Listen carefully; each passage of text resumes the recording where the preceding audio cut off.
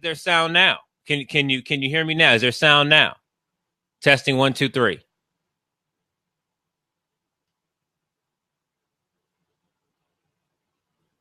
Testing 1, 2, 3. Is there sound now? Testing 1, 2, 3. Testing 1, 2, 3. Is there sound now? Huh. What do we do? So we're live, right? Trying to have a Facebook Live, trying to offer some value to you, and the technology is acting completely unpredictable. What do you do? What do you do?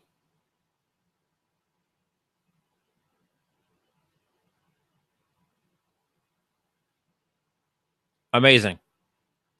Okay, there's sound now. We have sound? Yes? Yes, you can hear me? Okay, I'm not sure what I just did, so I may have bumped everybody who was currently on this broadcast off the broadcast. I apologize for that. I don't know any other way to test this technology besides testing the technology. Now you can hear me loud and clear. Of course you can. After we've gone through seven minutes of tech drama. I promise you that I have tested this stuff before we've gone live, and things look good and sound good and feel good before this moment. But then you get here, you turn it on, and ta-da! So I appreciate you for hanging in. At this moment, we'll just continue, right? So there'll be a recording, and then you'll just get access to the recording.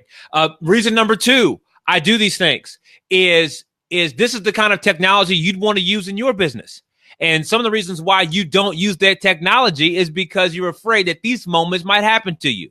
So one is that I test this stuff out, so I've got some experience, so I can offer you good advice, good experience when you deploy these things. 2 is that the technology will break. The technology will break. Things will not be perfect, and you've got to make up in your mind on the front end that you're going to see it through the weird technology, that you will find a way to deliver value to your client base one way or another. And we're not going to freak out or panic when the technology doesn't work. Is what it is, right? You got to roll on. So you're watching me do it. You're watching me navigate this imperfect technology stuff. But we're going to move on. We're going to push on. So today we're talking about feedback loops. Today we're talking about how to get real feedback on your services. Today we're talking about feedback loop. So again, feedback loop is a smart term. It's a business term. It's a clever term. Let's kind of give it some imagery. So there's this thing you create and you put it out in the world, right? And you're supposed to get feedback on that thing so you can improve it again, get more feedback and improve it, more feedback and improve it. That becomes the loop, right? A loop of feedback, a loop of conversation. Can we be honest? Like me talking to you for a minute? You don't have any feedback loops. You haven't even used the term feedback loops. You haven't even thought about feedback loops. You're just trying to make it. You're just serving clients as long as they'll pay you. And so as long as that works, that's what you'll keep doing. But this feedback loop, get out of town. We don't have time for that. Today in this video, I'm going to show you why feedback loops are so important. I'm going to show you where they're probably missing from your business. And I'm going to tell you the story about why I'm even making this video, what inspired me to make this video for you today. So let's start with, let's see if my technology is still playing along here. So let's start with, what is a feedback loop? Let's think about what a feedback loop is. So a feedback loop, I'm reading a definition, is a term commonly used in economics to refer to a situation where part of the output of a situation is used for new input, et cetera, et cetera. Hey, Oliver. So what does that fancy thing mean? Again, you make something, you put data out, and what you put out also communicates back to you. So you get smarter the next time. So that's what a feedback loop is. It creates this loop where you're always getting better information and therefore always creating something better. So that's what a feedback loop actually is. Let's move to number 2 here. So number 2 is, what are the benefits of a feedback loop? Why is it worth even having one at all? For context here, benefit loop.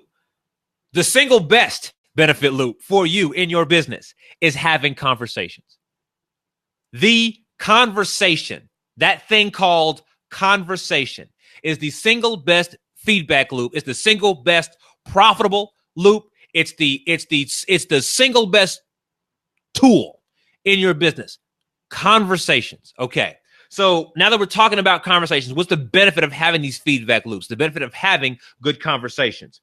You're going to get the raw, unfiltered information.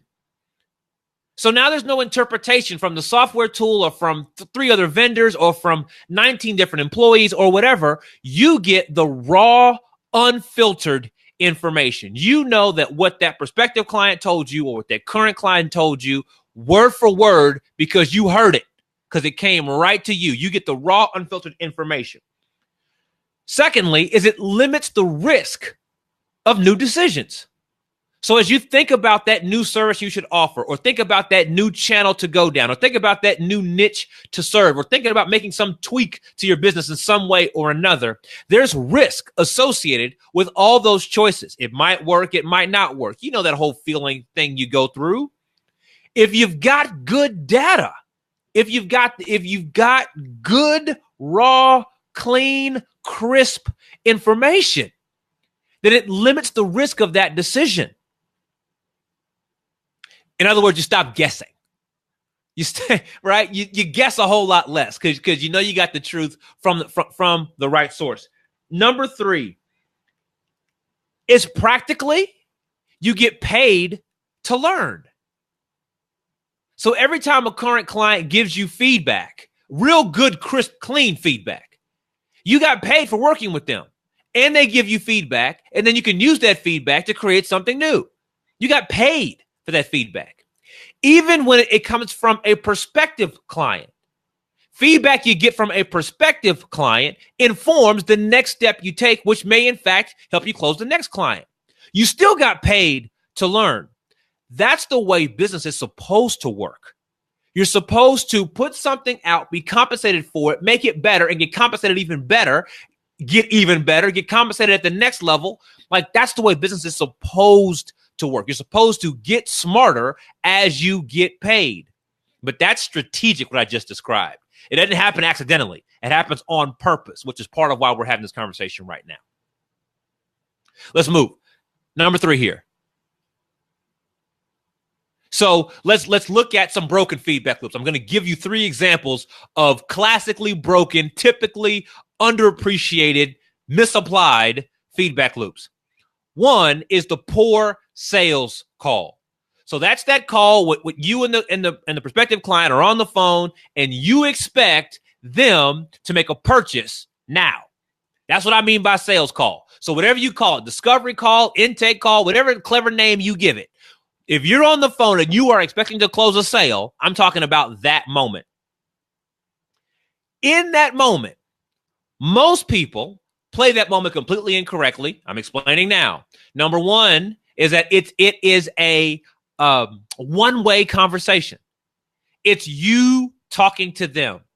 So you spend 20 minutes, 40 minutes, 60 minutes telling them about your services and all of what you plan to do for them.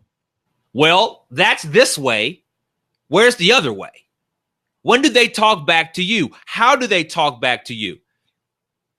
If your sales calls are designed as one-way communications, it's a broken feedback loop.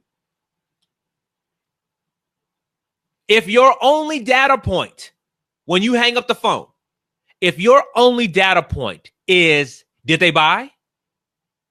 If your only data point is, how much did you make? If your only data point is close sale or not, it's a broken feedback loop. Again, one-way conversation. They decided to buy or not, but you didn't get any data coming back.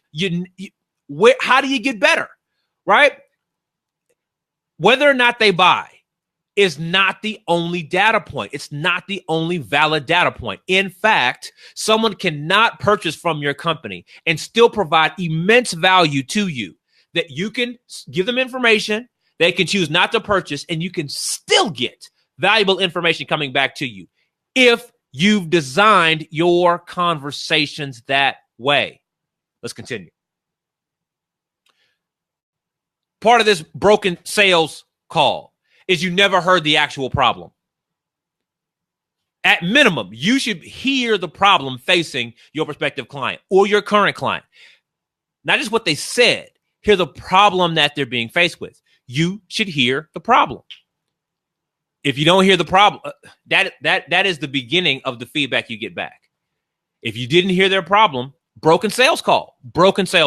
So that is broken feedback loop number one. I have another. Broken feedback loop number two is no onboarding process. What do I mean? Even the very best clients are just a little bit worried and concerned when they get started with a new project. Even if you love them, they love you, you're excited to work with them, and they're excited to work with you. There's still this little bit of doubt when they get started with a program, a little bit of concern when they get started receiving your services. The onboarding process is your opportunity to confront and alleviate that doubt, to address it head on. But if you don't have an onboarding process, if you don't even know what I'm talking about, then you don't have the opportunity to remove that doubt. That means that client continues that doubt later on in the services. You're in week 2, you're in week 3, you're in deliverable number 9.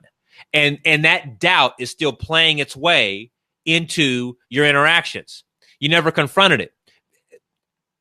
In other words, when you have the onboarding process, you're giving them information and they can tell you about the doubt. They can tell you about the worry. They can tell you about the concern.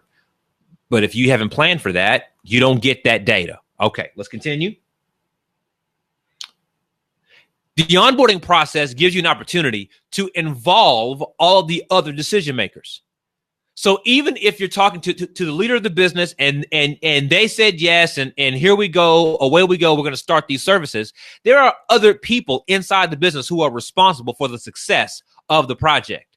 Other people in your company, other people in their company. And the onboarding process is the opportunity for you to meet one another and shake hands. But if you don't have an onboarding process, or if you don't have a deliberate onboarding process, then those people never get a chance to raise their hand, and those people never get a chance to shake each other's hands. Information you didn't get. So now you're in week 6 of delivering this project, and you never met Bob. You never met Julie. You never met Sam or whoever. So because you never met those people, then you're in week 6, this brand new thing comes up. Sam is yelling and screaming, and you're like, who is Sam and why is he important? That's your fault. You should have known that because you should have gotten the feedback loop from the onboarding conversation. Let's continue. The onboarding conversation gives you a chance to get all the information that you need. There are things that you need to execute. Some are obvious, some are unobvious, some are explicit, some are implicit. Nevertheless, there are things that you need in order to deliver your service as well. The onboarding conversation is your opportunity to get that information.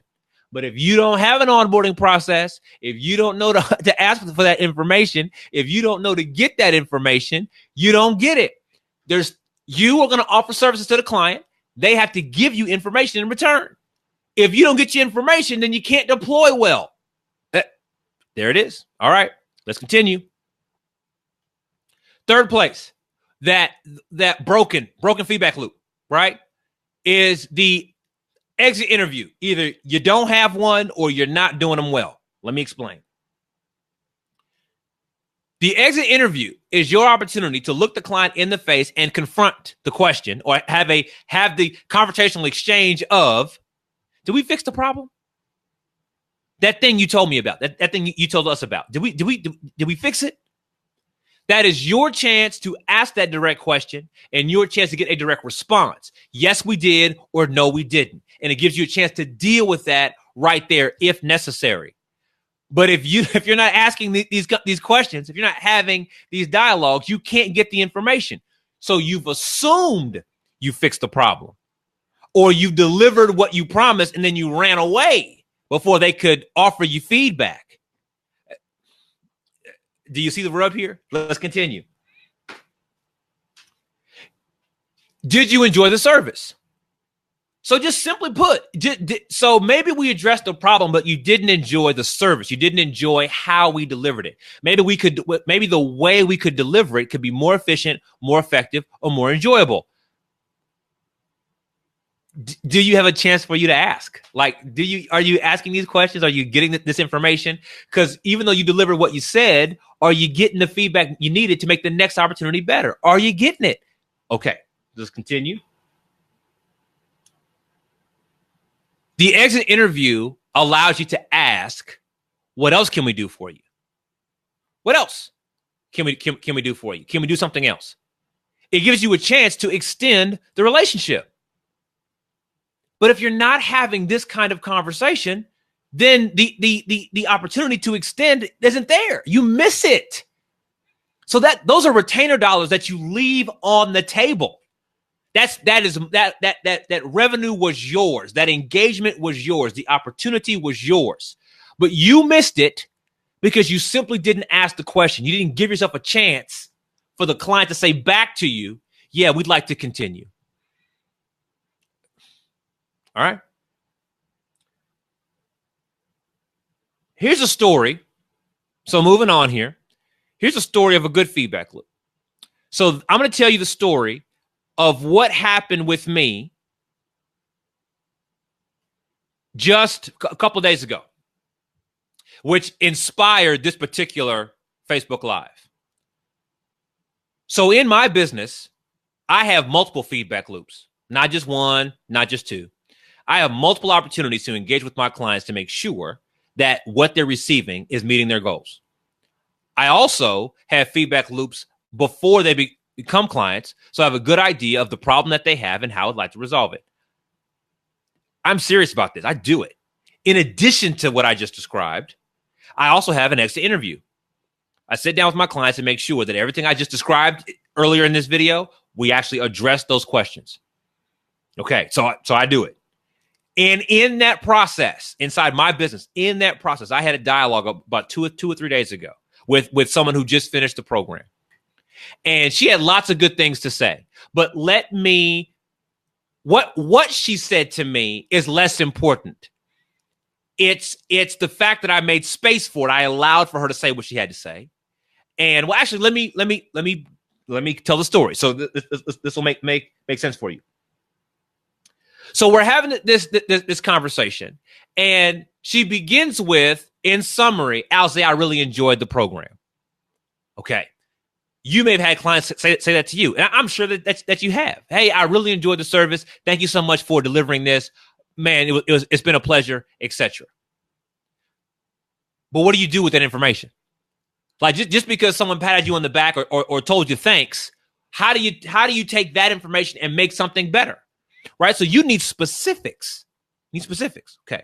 In the way I dialogue with my clients, I get the specifics. That's intentional. It's on purpose. So while she was talking to me, she didn't just speak in specifics. I enjoyed this part, that part, and that part. She referenced specific modules of the program. She said, Alzay, this particular module was a tipping point for me. These modules took me here. These modules took me here. And because of this and this module, this and module that, I now understand that. That's what she's saying to me. I'm not describing to her how the modules work, how they're supposed to work, what she was supposed to learn, supposed to understand, supposed to do. That wasn't me repitching or reselling the services. That was her talking to me about the very specific value she got from my program. Let's continue. Not only was she specific with her words, was she describing verbally, but she had imagery. She brought up a presentation, and she showed me very specific elements of her business plan of where she's going now. Very specific elements of what is now different in her business because she's been in the program. She showed me visually.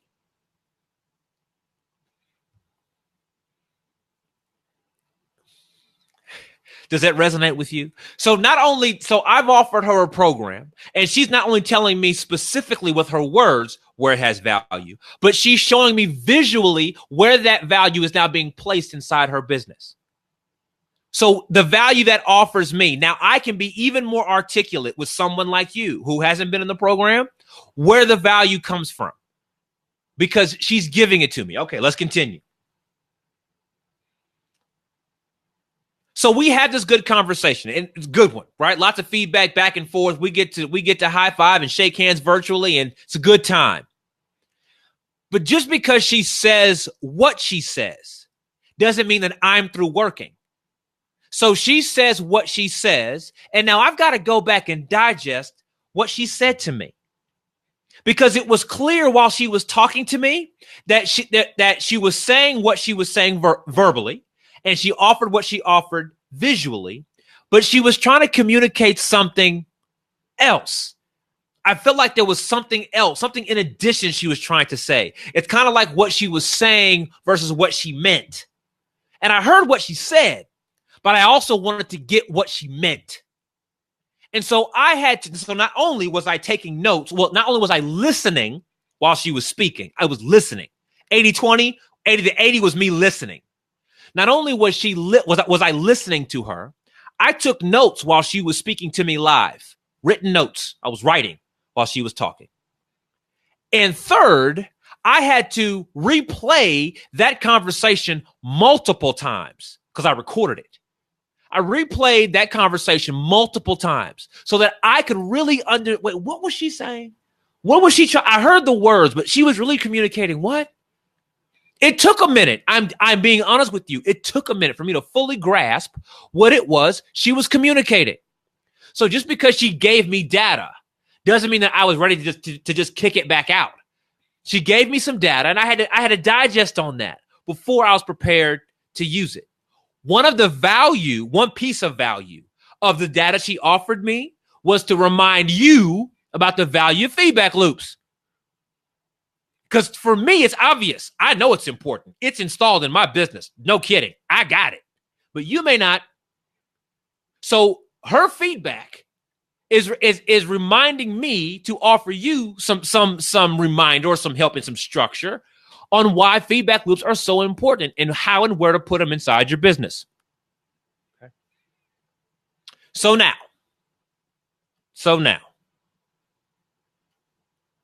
where is your feedback loop?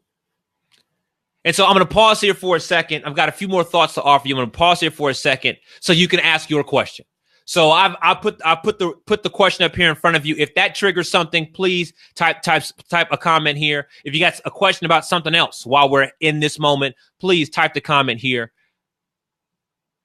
Let's have the dialogue. Let's make sure that I'm not jumping off a bridge here, right? That I'm not just talking about things that don't matter. So where is your feedback loop? Like right now, I'm talking to you. Where is your feedback loop? Where is feedback? Where is the process or where is the data from feedback? If I looked at your business right now and I looked at how you operated, could I see where the feedback comes from? Is it clear to me that inside your business you plan to get better? Can I see that? Because the spirit of getting better is how you add zeros to your service offerings. It's how you go from offering a service from 100 to 1,000, from 1,000 to 10,000, from 10,000 to 100,000. It's because you've got these kind of things inside the business. It's not because you woke up one day and went, aha, I got it. We're going to offer blank and we're going to make $1 billion. That's for television. That is not really how it works. Really how it works is real engagement with real people, and in each engagement makes the business better. And as your business gets better, you better understand how to offer the next tier of value so you can charge for that next tier of value. There's nothing wrong with charging the next tier of value as long as you understand it and you can deliver on it. But you can't deliver on it if there's nowhere in your business, if there's no space in your business, if there's no part of your process that allows for authentic feedback. Where is your feedback loop? Everything that I'm describing can be installed inside your business. I'm not talking about charismatic sales personalities. I'm not talking about some automated feedback loop mechanism, 90-part. No, I'm not talking about that. I'm talking about intentional elements that you can strategically install inside your business so that you can confirm that what you're doing is right and that what you're doing is better. And every time you get it right and every time you get it better, the value of your company increases. What I'm talking about is strategic. What I'm talking about can be installed inside your business. By the way, I talk a lot about the productized service. I believe that every business should have one core productized service inside their business. What I'm describing right now is built into the productized service. These feedback loops are built into the productized service so you can deliver that service better the next time. This is not, this is not something we do happenstance one at a time whenever we get ready. It's how we operate every single time. It's how we ensure that the next client is served even better than the last client. Big deal. Big deal. The bottom line becomes this. You can get smarter with every client you serve, or you can get dumber with every client you serve. That's your choice. So if you continue to offer the exact same thing, the exact same way to every single client, and you have no idea if it's really missing the mark or hitting the mark, if you're not sure, you are effectively getting dumber with every client. Because your competition is getting smarter. The clients I serve get smarter with by design. We design a business so that my clients get smarter with every interaction. That's by design. Big deal. So there are a couple of questions that have come through. I'm going to look those questions up. Kenneth here asked a couple of questions. So Kenneth says, as a grant writing firm, we have a monthly communication system with the client in order to best identify client needs. Sounds good to me. So Kenneth, if you're getting what you want, if that's working for you and working for the client, score, right? If it works, excellent. Kenneth, he goes on to say, we begin with an interview, then we generate a report. We ask the client to confirm that the report captures their needs, then we execute based on that report. Sounds good to me. If it's working for you, run it. And I'm serious. If it's working, do it and do it at the highest possible level. I'm going to respond to Kenneth for a second, but if you've got again a question of your own, comment of your own, concern of your own, that's why I do these things. Let's have that dialogue while we're live. What I'm reading from Kenneth sounds smart, for real. It sounds smart. It sounds healthy. It sounds appropriate. What I'm saying to everybody is, when you have these conversations, do you know what you're listening for? So having the conversation is better than not having the conversation. I agree. So having it somewhere in your process is certainly better than not having it at all. My push on that, in the spirit of getting better every time, is, are you sure on what you're listening for? So that when you listen, you can digest it and get better. Because I just told you a story about a feedback loop in my business, and I was listening for something. And I thought there was something more going on than just what I was hearing. So I heard what I heard, and then I took the additional effort to fully digest what was being offered to me. This is heavy. This is heavy. So I'm not just talking to Ken. I'm talking to everybody. This is heavy. And if you use it it's a serious advantage. There was a question that was offered a little earlier here, so I'm now digging it up. So Nelson asked the question. He said, "This is off the conversation, the feedback loops." He said, "I was offered a high-paying job from a former client in December. I liked the job, but disliked the client intensively, personally. He is narcissistic, boorish, unfeeling, insensitive type of person. I can't really stand the person, except to talk to a bare minimum. Should I take the job?" I appreciate Nelson for asking the question out loud. But I mean, we already know the answer is, right? The answer is absolutely not. So if you've gone through, and not just to Nelson, but to all of us, we've interacted with opportunities that sound a lot like this. People present us with opportunities and we go, ugh, the moment we hear about it. Now, we like the money. Everybody likes having some more money. But what Nelson is highlighting is the cost of that decision. Yes, you might make the money, but it's going to cost you some real pain to accept that money, which is going to keep you from accepting the next opportunity. So taking this opportunity may sound good at the moment, but it's going to cost you a second, a third, a fourth opportunity, because you're going to be dealing with someone who is narcissistic, boorish, unfeeling, and insensitive. That's real pain. Interacting with that kind of person is real pain. If that's how you feel about it, that's a bad opportunity. Some opportunities are worth saying no to. And that sounds like one that is absolutely worth saying no to, regardless of whatever financial reward may appear to be attached to it. Period. What else, good people? What else? Do we have anything else? So far, so good. We don't have any additional questions. I appreciate everybody for attending today. We're working on this technology thing. You know, we got to figure it out and nail it down. So we're going to stop here. I appreciate it. Thank you so much for your time. I look forward to seeing you in the next Facebook Live. Talk to you soon.